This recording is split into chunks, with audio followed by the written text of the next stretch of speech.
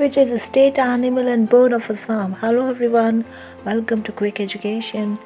The state animal of Assam is one-horned rhinoceros. It is endangered animal of India.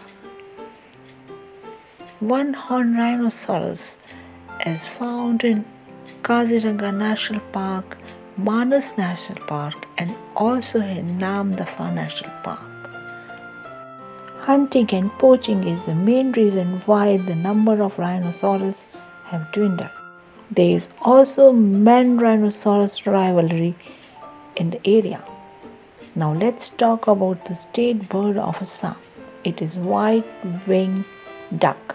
It is also called white-winged wood duck.